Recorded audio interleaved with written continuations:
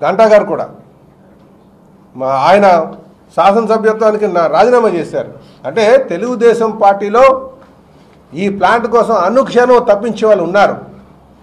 మీరు ఎవరికి వెళ్ళండి, ఇక్కడ ఉన్నటువంటి గణబాబు కావచ్చు, ఇటు బండారు సత్యనారాయణ గారు కావచ్చు, రమేష్ బాబు గారు కావచ్చు, అలాగే అటు వంశీకృష్ణ కావచ్చు, వెలగపూడి రామకృష్ణబాబు గారు కావచ్చు, విష్ణుకుమార్ రాజు గారు కావచ్చు, వీళ్ళందరూ కూడా ఈ ప్లాంట్ని ఏదో విధంగా మా గోవింద్ గారు మాకు అవకాశం దొరికినప్పుడల్లా ఇటు తాతయ్య బాబు గారు ఉన్నారు, వీళ్ళందరూ కూడా మళ్ళీ ఇంకా ఇక్కడ చెప్పలేదు నాయకత్వం అంతా కొంతాల రామకృష్ణ గారు, అనుక్షణం సీఎం రమేష్ గారు, ఈరోజు ఈ కాంబినేషన్లో ఇదందరూ సమిష్ట కృషితోనే ఇక్కడ ఉన్నటువంటి మనోభావాలు అర్థం చేసుకుని ఈ ప్లాంట్ను పరిరక్షించినటువంటి విషయం సంగతి మీరందరూ గమనించాలి.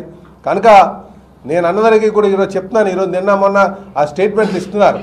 స్టేట్మెంట్లు ఇవ్వడం చాలా సులువే.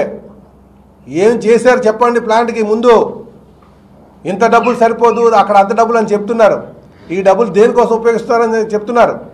ముందు గడిచిన 5 సంవత్సరాలుగా మీరు ప్లాంట్కి ఏం చేశారు, ఎంత తీసుకొచ్చారో చెప్పండి.